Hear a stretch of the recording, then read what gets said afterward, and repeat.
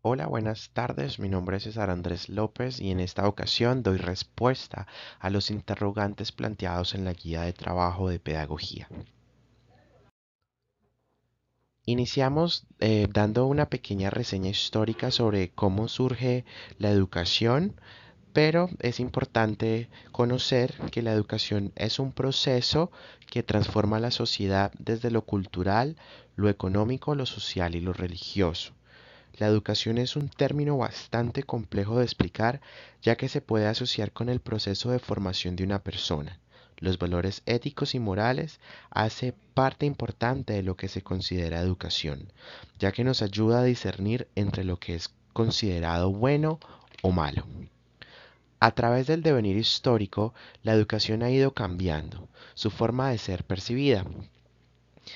El fin siempre ha sido exactamente el mismo, el de formar personas desde el conocimiento y lo personal, aunque es importante resaltar que la educación se presenta desde el momento en que una persona nace y no termina sino hasta su muerte. Vamos a tener una pequeña reseña histórica sobre cómo nace el término de educación.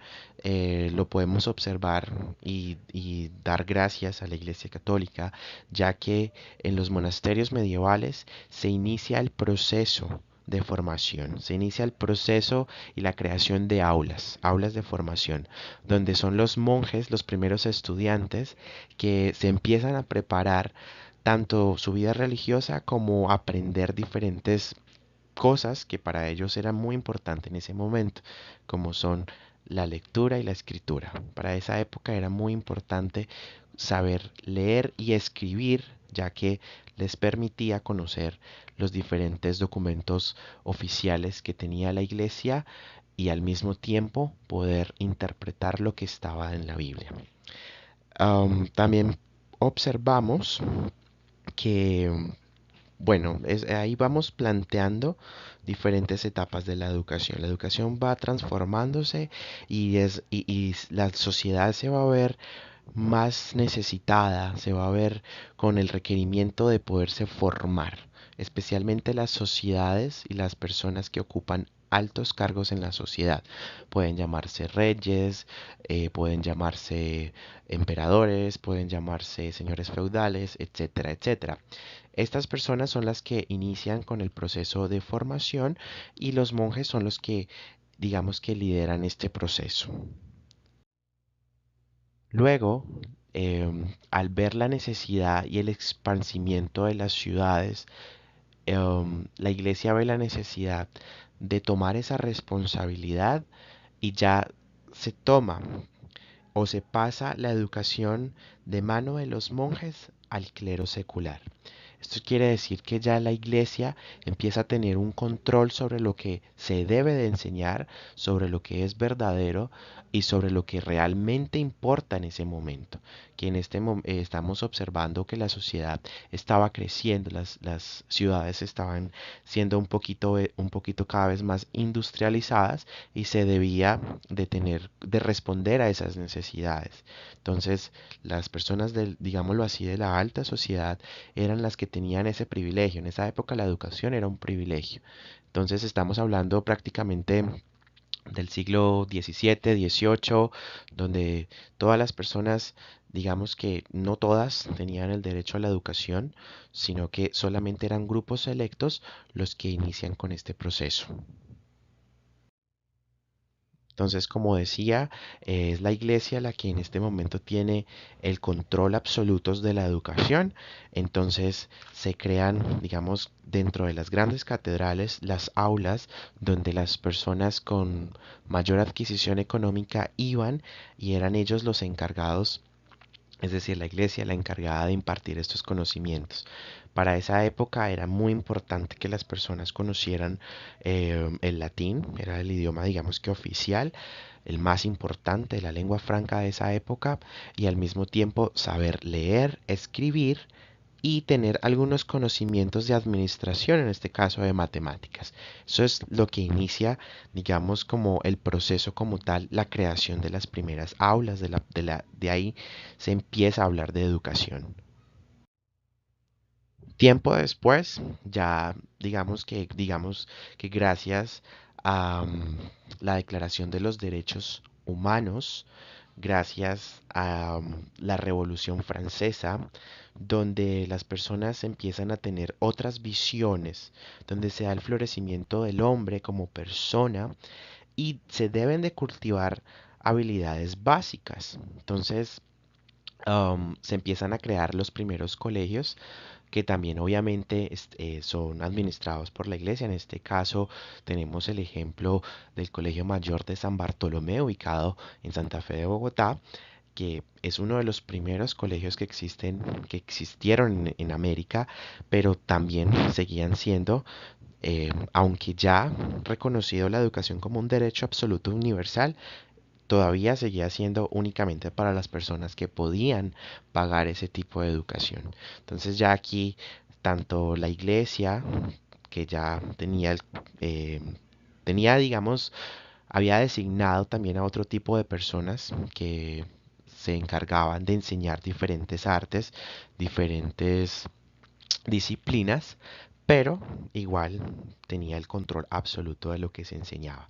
Ya tiempo más adelante, y en el caso ya de Colombia, pues digamos que va perdiendo ese terreno y ya el gobierno es el que toma las decisiones sobre lo que es realmente importante aprender o no.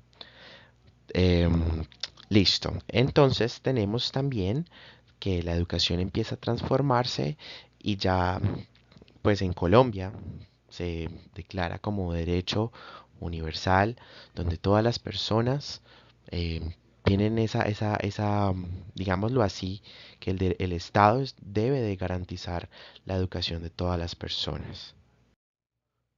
La pedagogía para muchos puede ser vista como una ciencia, em, aunque realmente es como un proceso de enseñanza, es una herramienta que tienen los docentes, que tenemos los docentes para poder reflexionar sobre los procesos de enseñanza y aprendizaje. Es muy importante tener en cuenta de que la pedagogía es cambiante, la pedagogía se adapta de acuerdo a los diferentes momentos históricos, de acuerdo a las diferentes necesidades que tiene la sociedad.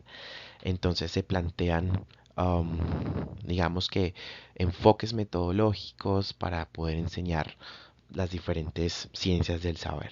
La pedagogía se apoya muchísimo en otras ciencias, como es la sociología, como lo es la psicología, como lo es la antropología. Bueno, son básicamente las áreas que la psicología utiliza como medio para reflexionar sobre los diferentes procesos y crecimientos y formación de las personas.